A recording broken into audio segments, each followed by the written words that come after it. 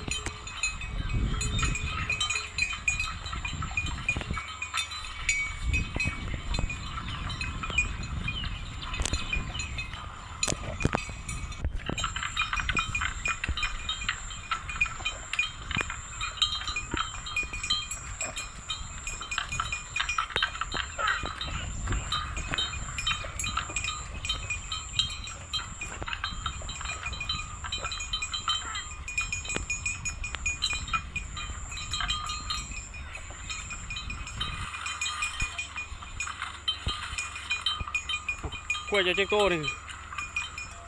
ย้ำแรงก็ได้เลี้ยงวะเนี่ยตกไงอยู่เนาะนี่กำลังติดเชิงเลยใช่ไหมเนาะ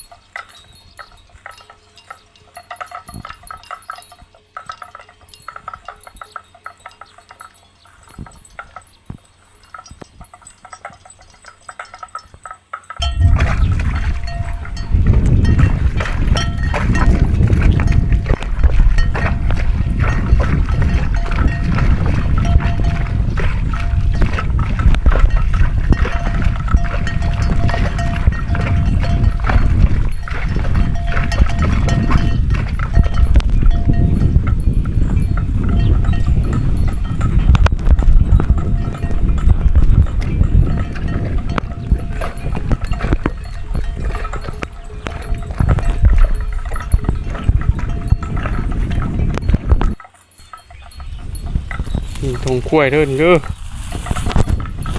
มันจะขั้วอันนี้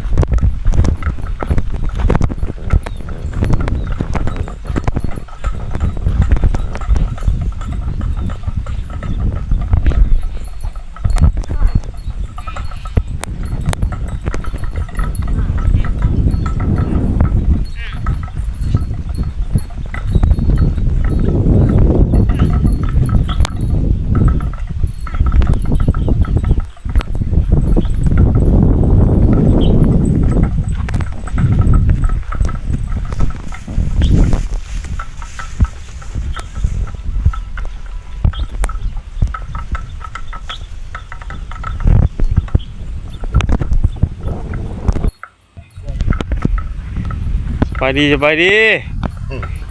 มาคุ้ยบ่นี่ ควาย จักโตคุ้ยเจ้า ควายแม่นเบิดเด้อเนี่ย ป้าโหหลายลีเสียเนาะ จำเจ้า เออ เพื่อนกับโบราณเดี๋ยวเข้าตูน อยู่บ้านย่างเฮา เนี่ยนะ ว่าอยู่บ่เคยเห็นน่ะ เนี่ยผู้ชีนี่ ป้าคุ้ยหมอพี่เจ้าเนาะ โอ้มันใกล้แล้ววะนี่ก็ได้พูด ฮะ พูดความว่าทางแดงนะพุ่น อืม กี่บุ